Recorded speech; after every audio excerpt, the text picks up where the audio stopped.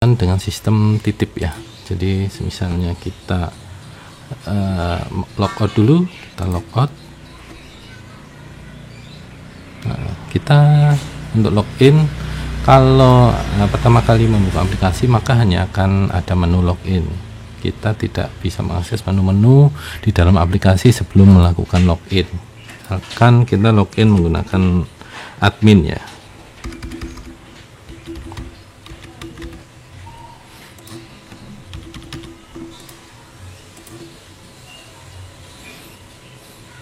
Maka ada menu data yang isinya user. Untuk admin tentu bisa akses semua data.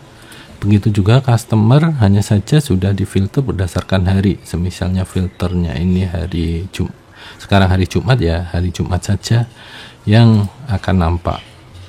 Kemudian produk dan lain sebagainya, ada informasi di sini, stok awalnya, jadi bisa menambahkan stok awal sistem kita di sini. Jadi tidak perlu harus pertama kali input pembelian, jadi langsung dimasukkan stok awal kalau mau start menggunakan aplikasi. Kemudian di sini stoknya ini minus karena saya sudah coba-coba dan saya rubah secara manual, jadinya ada minusnya. Harusnya tidak akan bisa minus. Wah, ini adalah stok yang ada di mutasi, atau yang sedang dibawa oleh sales. Kemudian ini stok yang terjual sampai saat ini akan terus bertambahnya hari. Kemudian ini retur, ini yang dijadikan bonus, ini yang masuk ke retur. Jadi setelah kunjungan berikutnya kemudian akan mengisi sisa stok yang ada di toko berapa, maka akan masuk menjadi report retur ini.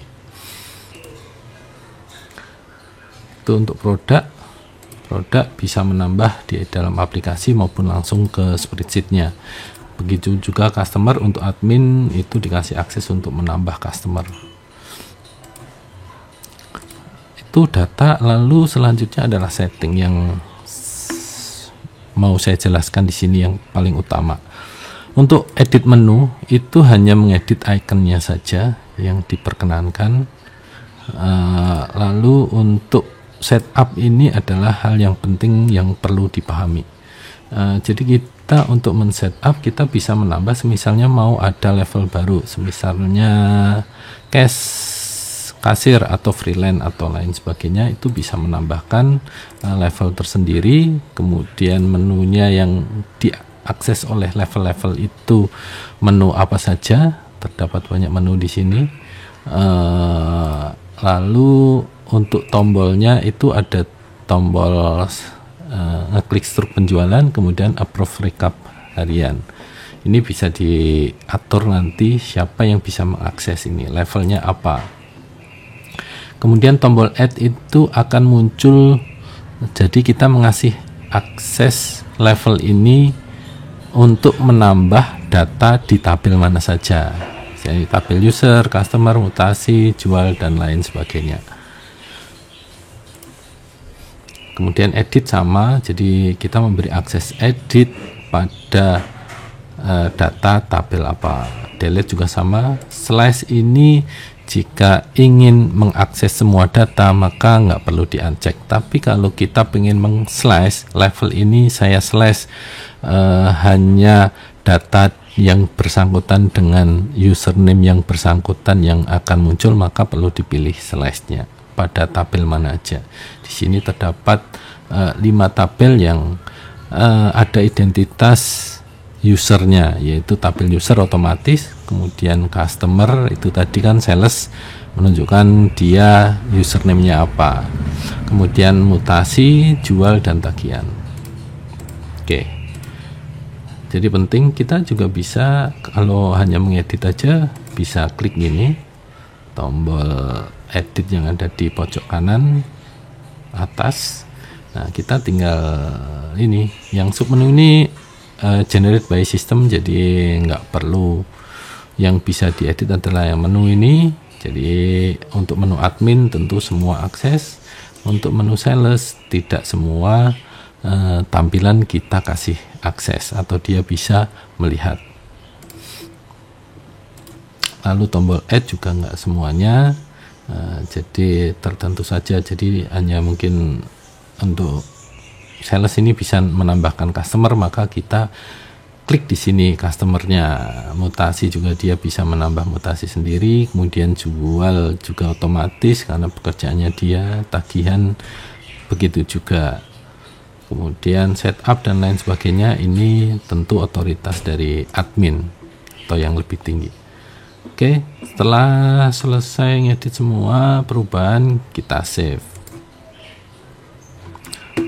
Nah, itu adalah fungsi dari setup. Ini cukup sentral, cukup penting dalam mengatur akses masing-masing level yang ada dalam user aplikasi kita. Kemudian transaksi tentu pembelian bisa menambah, mengedit dan mendelete, tentu saja tergantung dengan pengaturan yang tadi di setup. Jadi siapa yang bisa add, siapa yang bisa edit, siapa yang bisa delete, bisa diatur di sana. Pembelian biasa, pembelian dari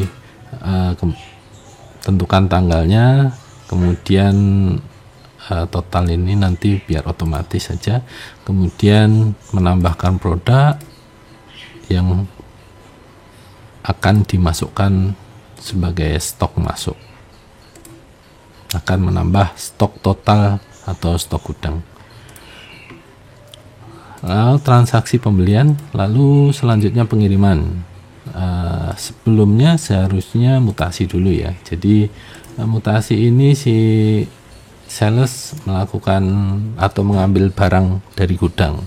Jadi barangnya apa saja kita tambahkan item di sini. Barangnya apa saja, jumlahnya berapa dan lain sebagainya. Terus sampai selesai, kemudian di save. Nah, ini juga bisa nanti diedit ya. Jadi nanti pulangnya, misalnya pulangnya ambil berapa, nanti di sini akan ada kolom untuk dikembalikannya berapa. Untuk yang lain ini nanti akan otomatis terisi, nggak bisa diedit. Coba kita tambah dulu ya, kita tambah Danu karena Widi sudah. Kita coba, tinggal satu aja produknya, stoknya tinggal 5. Jadi stoknya harus lebih dari 0 otomatis. Tadi yang minus kan nggak masuk, tinggal yang 5 ini. Kita save.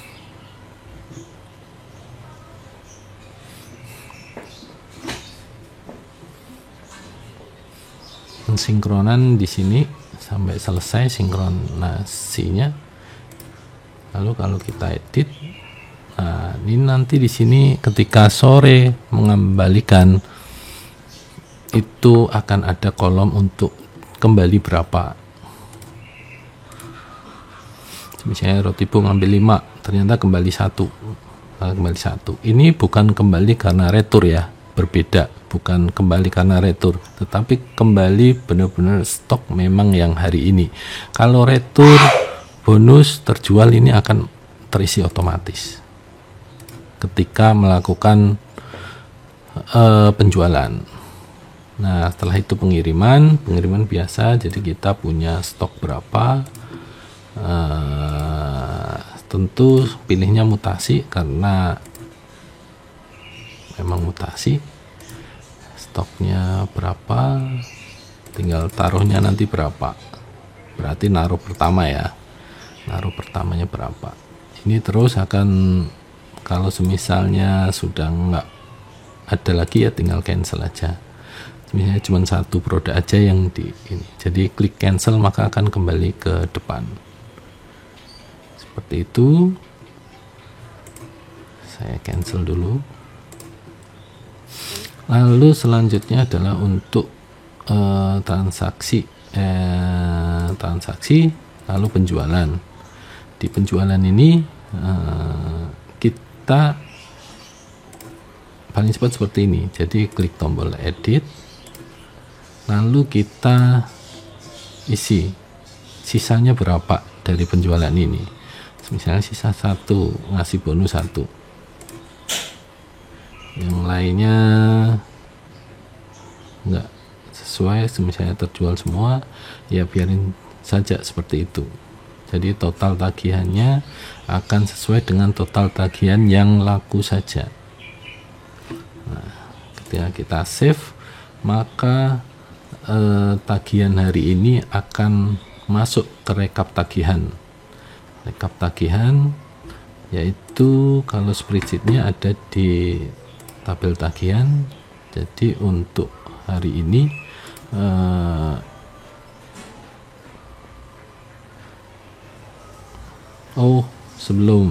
belum. Jadi tagihan ini akan muncul kalau misalnya sudah ada pembayaran. Misalnya ini sudah dibayar lunas, maka akan masuk, kita isi 47.000, tagihan 47.000, maka kembalinya 0. Lebih 8.000 artinya kita mengembalikan 8.000 karena ada yang ini berarti sebelumnya sudah dibayarkan, lalu kembali ternyata masih sisa 2. Ini yang pembelian cash berarti ya. Kita save.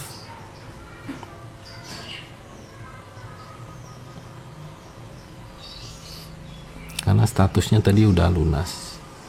Jadi kalau total itu pembayaran itu lebih besar atau sama dengan total, maka statusnya akan jadi lunas. Semisal ini belum lunas,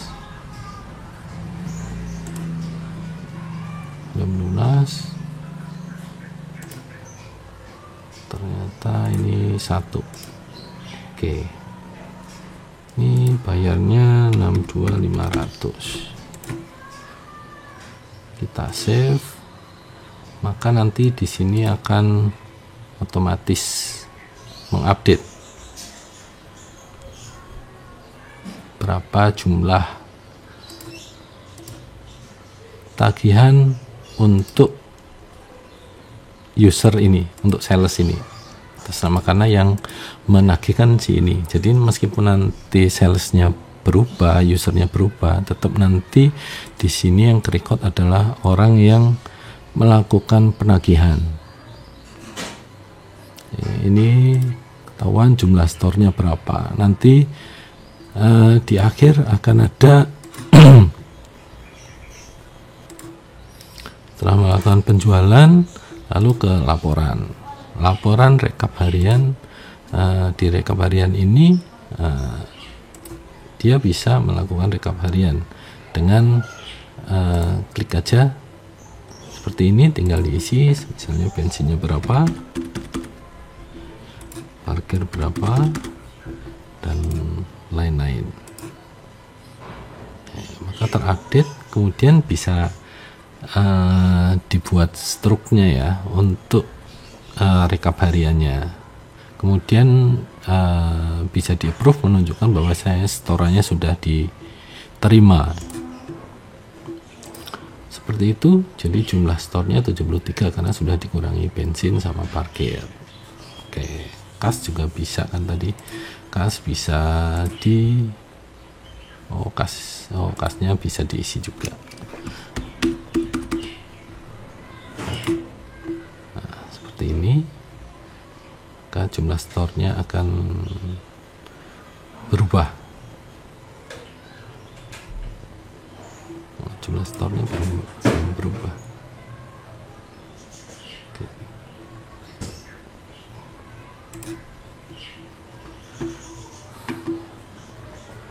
Seperti itu. Jadi akan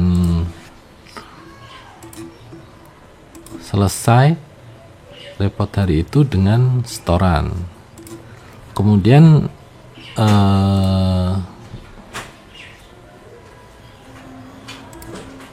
data stok mutasi di sini itu nanti akan menyesuaikan dia ngambil stoknya siapa ke siapa berdasarkan salesnya itu tadi.